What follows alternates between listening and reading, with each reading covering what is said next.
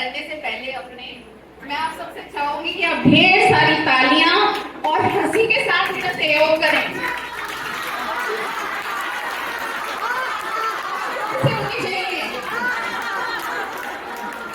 और जैसा कि आप जानते हैं कि अभिनव जी हमारी इस प्रोग्राम के ऑर्गेनाइजर है और बहुत प्रतिभाशाली है, तो आज कुछ चुटकियां ही के नाम है। और अभिनव जी से ये कहूंगी कि बुरा न मानो, कुछ दिन हुए बात बताती हूँ कि इनको बहुत तेज बुखार था, टांगों में हाथों में बहुत दर्द था, उठ नहीं पा रही थी, काम नहीं कर पा रही थी। तो भाई साहब बोले, सुनो तो सही, तो भाई साहब बोले मिस्टर सलूजा कि चलो तुम्हें डॉक्टर के यहाँ दिखला लाते हैं। तो अभिनव जी बोली कि जुम्बा का टाइम है, 1-2 घंटे जुम्बा करोगी तो टांगों का दर्द तो गायब हो ही जाएगा। और रही बात बुखार की, तो वो तो रील बनाने से ही उतर जाएगा।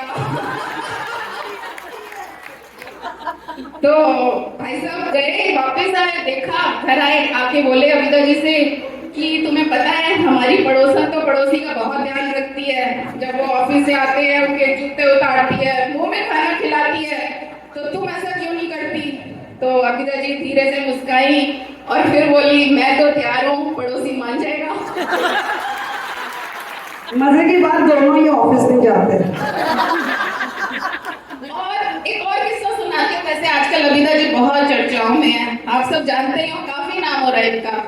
तो जनिकपुरी में जो नामी लोग इनके घर आए, बोले अभिनव जी आजकल बड़ी बड़ी हस्तियों के स्टैचू लग रहे हैं, तो आपका भी स्टैचू लगवा देते हैं। अभिनव जी पहले तो बहुत खुश हुई, फिर बोली खर्चा कितना आएगा? उन्होंने कहा 20 लाख। तो आप देखा ना था, बोली 20 लाख इतने क्या खर्च करने हैं, 10 लाख दे दो, मैं इस स्टैचू की जगह खड़ी हो जाऊंगी।